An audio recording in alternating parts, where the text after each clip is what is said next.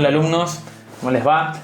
Introducimos entonces a la materia Derecho Concursal. Vamos ahora a hablar de ciertos institutos que necesitan manejar previamente para entrar en conocimiento con esta materia, Derecho Concursal o la Ley de Concursos y Quiebras de nuestro país. Vayamos a algunas nociones más elementales y comunes. Algo que hacemos todos los días y no nos damos cuenta quizás es que todos los días contratamos. Cuando instalamos una aplicación, cuando vamos a comprar al kiosco, son contratos del día a día que ni nos enteramos prácticamente que lo son. Vamos a tomar el ejemplo de una compra-venta, un contrato de compra-venta en un supermercado. Ir a comprar mercadería. Va a haber un sujeto pasivo y un sujeto activo, son los sujetos. Van a haber las formas de un contrato, que en ese caso es un contrato informal. Y va a haber también un objeto y una causa de ese contrato.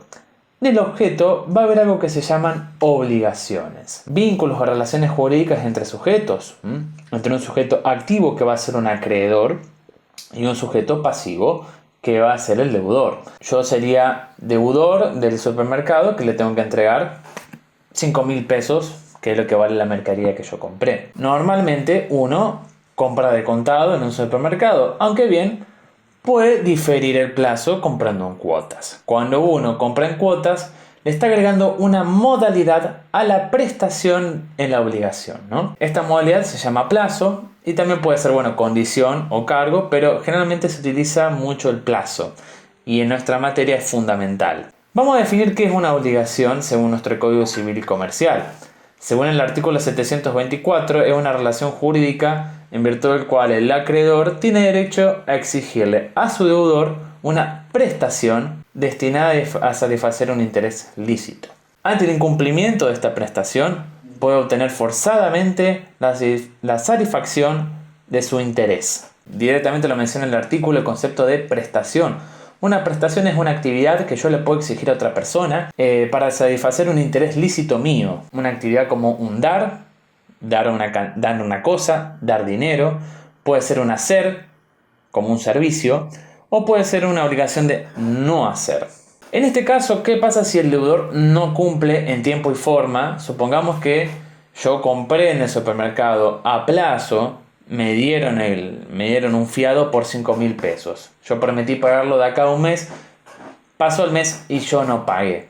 Entonces ahí hay un segundo efecto. Yo generé un daño y tengo que reparar ese daño que provino del incumplimiento. Todavía puedo reparar el incumplimiento. Puedo pagar. En ese caso va a ser una reparación voluntaria en la cual voy a deber la prestación original más un accesorio, que en este caso será un interés moratorio o un interés compensatorio, que lógicamente va a compensar el daño que yo generé por el incumplimiento tardío, por ese lapso de tiempo extra que yo mismo me otorgué y perjudiqué a mi acreedor. El problema es, ¿qué pasa si yo no pago? De todas maneras, no decido pagar voluntariamente. Se va a generar entonces un tercer efecto, que lo hemos leído ya en el artículo 724 al final, que es otorgarle al acreedor el derecho a la satisfacción coactiva o forzada, a utilizar la fuerza para cobrar su crédito.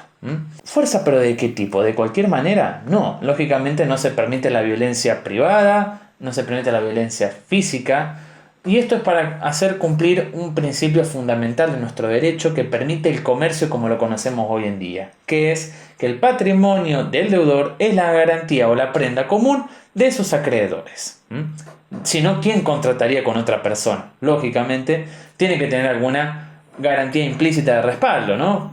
Debe tener la posibilidad de ejecutar a su propio deudor, pero no ejecutarlo de manera personal como hacían los romanos en las primeras épocas del imperio, sino de poder utilizar herramientas legales y el Estado para satisfacer su interés de manera legítima y coactiva.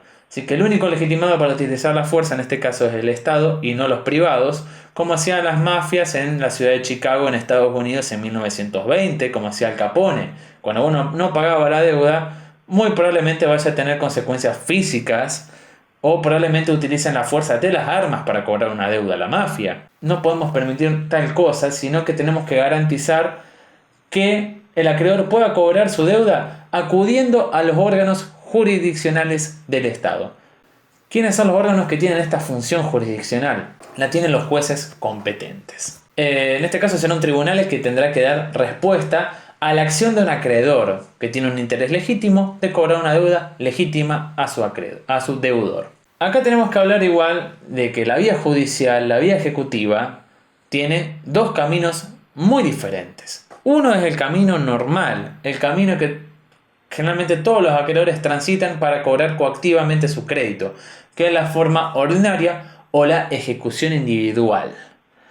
Las ejecuciones individuales son muy comunes en deudas de origen civil, deudas de origen comercial, laboral, derecho cambiario, o sea, a través de los títulos valores. Y habrá otra especial y una ejecución colectiva por el otro camino, completamente diferente, con otras reglas y con otros principios, que va a permitir la convergencia de todas estas deudas que estaban previstas en el derecho civil, comercial, laboral, que no se pudieron cobrar de la forma individual, van a venir por la vía concursal, que es obviamente nuestra materia.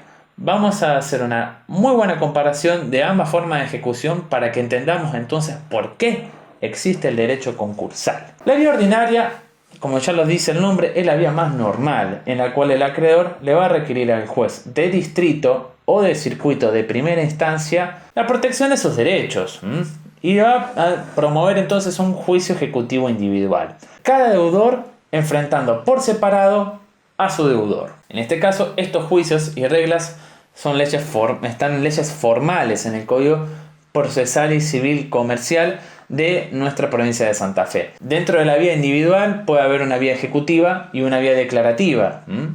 La vía declarativa, el juez va a tener que analizar esa compraventa, por ejemplo, que yo hice en el supermercado, si de verdad existió esa compraventa, si de verdad fue 5.000 pesos, y luego diga, sí, existió esta compraventa y usted incumplió, usted no pagó, tendrá que luego recurrir a una vía ejecutiva para ejecutar esa sentencia. O bien puede haber una vía ejecutiva salteando la vía declarativa. ¿Y en qué casos? Con los títulos valores, con los cheques, con los pagarés.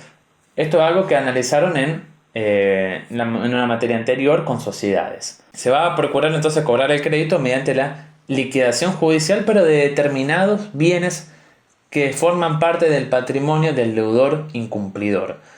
Cada uno va a demandar, va a embargar, va a ejecutar un bien determinado y lo va a cobrar su crédito de manera íntegra sobre ese bien que ha embargado. ¿Qué pasa si hay muchos acreedores y pocos bienes del deudor? Vamos a tener que aplicar reglas de reparto, porque ahí lógicamente no todos van a cobrar y no todos los van a hacer de igual manera. Salvando si hay un privilegio o no, que ya vamos a ver qué es, y en este caso un privilegio que está en la legislación común, en el Código Civil y Comercial, en leyes laborales o impositivas, vamos a tener que recurrir a la regla de primero en tiempo, mejor en derecho. O sea, para todos los acreedores que no tienen privilegio, vamos a tener que aplicar la regla de que el que primero llegó tiene mejor derecho.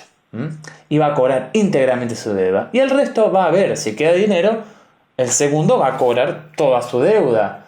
Y así sucesivamente hasta que se corte la cadena y diga no va más. ¿Y quién llega primero entonces? Es la pregunta que todos nos hacemos entonces.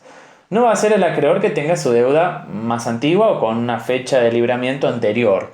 Tampoco va a ser la que se haya tornado exigible primero. Tampoco será el acreedor que primero haya iniciado juicio contra su deudor, sino que va a ser el acreedor que ha cautelado o que embargó primero, el que embargó antes que los demás ese bien que se va a ejecutar o que se disputa. Esto igual lleva muchas problemáticas. Primero que nada, ¿qué pasa con los acreedores que tienen una deuda que todavía no es exigible? Yo le di crédito a esta persona, pero ahora veo que tiene un montón de juicios, un montón de embargos, y ya veo muy complicado cobrar mi deuda. Y yo no puedo embargar todavía un bien si todavía no se venció esa deuda. ¿Qué pasa también si un acreedor no conoce que hay otro acreedor? No conoce que hay muchos juicios. Es difícil controlar esto porque puede tener un juicio iniciado en otra provincia, en otro juzgado. Muy dificultoso para el mismo deudor afrontar muchos juicios de ejecución. Son juicios muy costosos al ser una gran cantidad más que nada. Y esto también dificulta a que el deudor pueda retomar sus negocios de forma adecuada, que pueda superar su situación de sobreendeudamiento al afrontar cada uno de los acreedores por la totalidad de su crédito. Para responder a estas problemáticas, en la ley se ha creado la ejecución colectiva o se prevé la ejecución colectiva? Es la respuesta a esta problemática. La ejecución forzada del tipo colectiva es una liquidación. Se ha llamado bancarrota muchos años. La podemos llamar la quiebra. La quiebra es uno de los procesos que está prevista en la ley concursal y es una forma liquidativa de los bienes, ¿no? Es un proceso en el cual el deudor se va a enfrentar acá a todos sus acreedores. No va a ser un mano a mano, va a ser contra todos. Todos estos acreedores van a perseguir el cobro de sus créditos o un porcentaje de ellos. Y se van a liquidar todos los bienes del deudor en un proceso universal. ¿Qué pasó con la regla de reparto de la ejecución individual? No va más, no se aplica más esa regla de primero en tiempo, primero en derecho. En la ley concursal también hay privilegios. O sea, vamos a descartar los privilegios de la ley común del Código Civil y Comercial y vamos a tener que analizar los privilegios que están en la ley concursal. Si no hay privilegio, todos los acreedores son considerados acreedores comunes o acreedores quirografarios. Y entre todos los acreedores comunes y quirografarios que constituyen entonces una sola categoría, no hay jerarquías, no hay diferencias. Acá se presume la igualdad. Y este es uno de los grandes principios de la ley concursal que contrasta con el anterior principio de primero en tiempo, primero en derecho, que tiene el derecho civil y comercial. Acá la regla es la igualdad o la paridad de tratamiento de los créditos que están en iguales circunstancias.